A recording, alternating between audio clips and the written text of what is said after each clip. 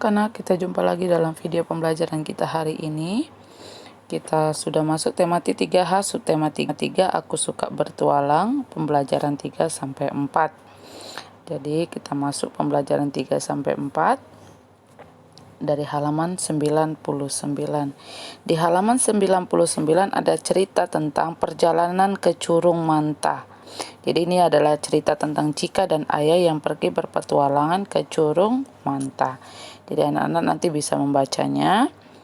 Dan kita mau melihat dari cerita ini ada mereka menemukan banyak sekali lampu lalu lintas di jalan.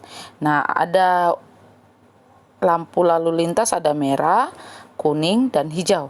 Jadi ada 3 lampu lalu lintas, 3 warna. Nah, kita mau cari apa sih arti lampu lalu lintas tersebut? Nah, ketika Cika melihat warna merah, itu artinya kendaraan harus berhenti. Nah ya, lalu ketika Cika melihat warna kuning, itu artinya kendaraan harus bersiap-siap, berjalan, atau berhenti. Nah, lalu yang kalau hijau itu kendaraan boleh berjalan. Jadi ini adalah arti lampu lalu lintas. Nah, apa tujuannya? Tujuan lampu lalu lintas adalah untuk mengatur kendaraan yang melewati persimpangan. Pada cerita petualangan Cika, ia menemukan selain rambu lalu lintas, dia menemukan juga rambu peringatan tanah longsor. Dia menemukan juga rambu jalan menanjak curam. Nah, ini dia ya. Jadi banyak rambu-rambu yang ditemukan oleh Cika. Mari kita bersama-sama mengerjakan halaman 100. Ayo jawab. Di halaman 100 kita akan menemukan 5 pertanyaan. Ayo jawab. Yang pertama, kemanakah Cika dan ayahnya pergi berpetualang? Nah, Cika dan ayahnya pergi berpetualangan ke Curug Manta. Yang kedua, apa arti jika lampu lalu lintas menyala kuning? Nah, artinya kendaraan harus bersiap-siap berjalan atau berhenti. Lalu kalau jika lalu lintas menyala hijau, artinya kendaraan boleh berjalan. Nah, apa kegunaan lampu lalu lintas? Nah, kembali dengan tujuannya tadi. Tujuan lampu lalu lintas adalah untuk mengatur kendaraan yang melewati persimpangan. Nomor 5, sebutkan rambu lalu lintas yang ditemui Cika selama berpetualangan. Rambu lalu lintas, peringatan tanah longsor, dan jalan menanjak curam. Ini dia ya. Nah, di pembelajaran sebelumnya kita sudah belajar tentang rambu. Nah, rambu itu kan rambu peringatan ada 4. Nah, rambu peringatan, lalu rambu larangan. Nah, sekarang kita akan belajar tentang rambu perintah dan rambu petunjuk di pembelajaran saat ini. Nah, ketika kita berbicara tentang rambu perintah itu berisi perintah yang wajib dilakukan oleh pengguna jalan. Nah, biasanya berbentuk bundar warna biru dengan lambang putih dan merah untuk garis serong sebagai batas akhir perintah. Nah, biasanya lambangnya warna biru. Jadi kalau kemarin untuk rambu larangan itu warna merah ya. Nah, dan kalau rambu yang perintah ini warna biru. Nah ya. Nah, contohnya juga bisa ini, kalau nggak biru dia bisa ke merah juga. Ya, ini dia. Ini ada arti-artinya yang anak-anak bisa pelajari. Nah, gini ya. Nah, jadi rambu-rambunya ini kalau gambar 1 itu yang kita ulang dulu ininya ya. Nah, kalau yang ini artinya kendaraan tidak boleh melaju dengan kecepatan melebihi 60 km per jam atau 30 km per jam. Itu arti untuk ini ya. Lalu yang ini itu batas kecepatan sama. Nah, jadi kalau ada di jalan seperti ini berarti batas kecepatan di jalan itu maksimum 80 km per jam, minimum 60 km per jam gitu ya. Lalu kalau ini, nah ini ada wajib memasuki jalur kiri atau jalur kanan dan wajib untuk belok kanan atau belok kiri. Ini perintah. Oke. Nah, apa yang dimaksud dengan petunjuk? Nah, kalau rambu petunjuk itu adalah rambu yang menunjukkan sesuatu tempat dan arah suatu lokasi. Nah, ini dia.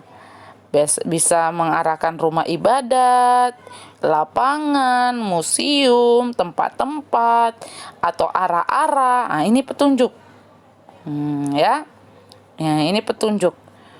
Nah, menunjuk ke arah mana perjalanannya. Ini rambu petunjuk. Baik, kita akan masuk ke halaman 102. Nah, ini 102 ya, bukan 98, 102. Nah, tapi kita isi dulu nih 98 sebelum ke 102. Ada halaman 98 yang anak-anak juga bisa buka. Yang kemarin, rambu larangan dan peringatan ini ya. Ini larangan untuk masuk, lalu ini larangan putar balik, mendahului kendaraan, banyak anak-anak peringatannya. Berjalan terus wajib berhenti sesaat, dan jalan licin, ini peringatan dan larangan. Lalu kita masuk ke halaman 100. Nah, ini dia. Halaman 100. Artinya ini wajib mengikuti arah. 102 ya. Wajib mengikuti arah kanan. Kecepatan minimum 30 km per jam. Banyak orang sepeda. Petunjuk, ini petunjuk Pertamina ya kalau gambar ini, atau pom bensin. Kalau yang di bawah ini rumah sakit, kalau ini rumah makan atau tempat makan ya. Nah, ada tanda garpu, itu petunjuk untuk makan. Baik. Nah, kita masuk ke halaman 103. Nah, kita akan belajar tentang diagram. Jika di pembelajaran sebelumnya kan kita sudah belajar tuh tentang diagram batang. Nah, di sini kita akan lebih perdalam lagi untuk diagram batang sumbu Y dan sumbu X. Nah, sumbu Y itu yang di atas dan sumbu X itu di bawah, yaitu kriteria siswa. Kalau jumlah itu sumbu Y. Nah, yang anak-anak bisa lihat di halaman 103. Nah, lalu di sini ada soal di halaman 104. Nah, ini sudah ini ya. Jadi dari sini tabelnya gimana, isi tabelnya. Tabel yang disajikan itu, itu anak-anak bisa lihat di tabel kriteria siswa jumlah. Di sini anak bisa lihat. Lalu bagaimana gambarkan diagram batangnya? Nah, ini juga Mi sudah buatkan. Jadi yang hijau itu adalah siswa yang diantar. Lalu hitam itu siswa yang tidak diantar. Jadi anak-anak bisa gambarkan di situ ya. Di halaman 104. Oke? Nah, kalau kita berbicara 105 ini sudah kita pelajari di kemarin. Dan kita masuk di halaman 106 tentang persari pun sebenarnya sudah kita pelajari di pembelajaran sebelumnya. Jadi ini misalnya hanya sekilas ya.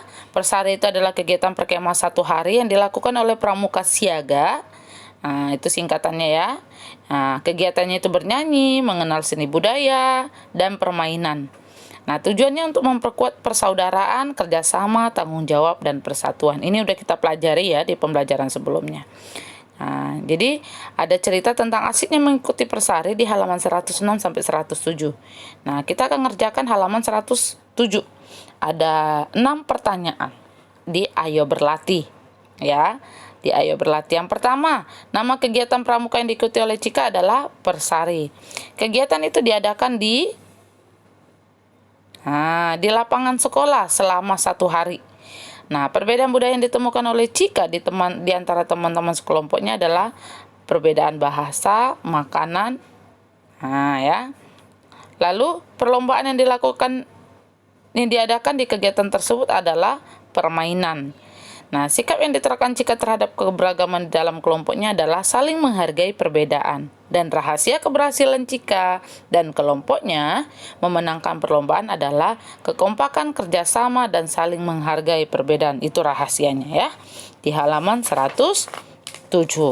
Baik. Nah, ketika anak-anak kembali melihat di halaman 109,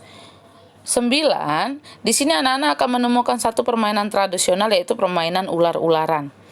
Nah, ini adalah permainan tradisional yang anak-anak bisa lihat bagaimana cara bermainnya. Oke? Nah, ini akan hanya sekilas saja. Jadi anak-anak hanya melihat bagaimana cara permainannya ya. Langkah-langkahnya, ada 6 langkah di situ. Oke, halaman 109 sampai 110 yang di atas. Nah, lalu kita masuk ke ayo mengamati. Nah, ketika kita masuk ke ayo mengamati, halaman 111, dan ayo belajar, kita akan melihat contoh rambu petunjuk. Nah, ini contoh-contoh rambu petunjuk ya, yang bisa anak-anak lihat ketika anak-anak berada di perjalanan, di jalan raya. Oke? Nah, kita mau berlatih yuk. Lihat dia nomor 1. Nah, jika hendak ke pasar membeli sayuran, jika melihat rambu petunjuk arah di persimpangan jalan, sesuai rambu itu, maka untuk sampai ke pasar, jika harus berjalan ke arah, nah, kalau ke pasar ke arah mana? Pasar pagi. Nah, berarti ini dari arah Cika ya. Berarti dia harus ke kiri. Nah, kiri Cika ya. Oke, next nomor 2 di halaman 112. Ini dia. Aldo ingin pergi ke rumah Rian. Letak rumah Rian itu di sebelah Masjid An-Nur.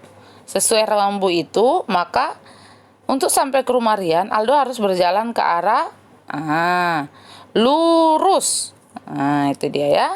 Lalu untuk nomor 3, nah ini dia. Gambarkan. Nah, jadi ini anak-anak tinggal lihat lurus itu kemana, ini kemana. Nah, kalau lurus itu ke taman. Kalau masjid itu ke kanan, nah ke kirinya itu sekolah. Gini gambarnya. Begitu juga dengan restoran. Restoran itu lurus, ke kanan lapangan di bawah restoran, toiletnya di bawah lagi ini. Nah, gini cara menggambarkannya ya, untuk membuat Dena rambu petunjuk arah. Oke? Oke, sampai jumpa dalam pembelajaran kita selanjutnya. Bye.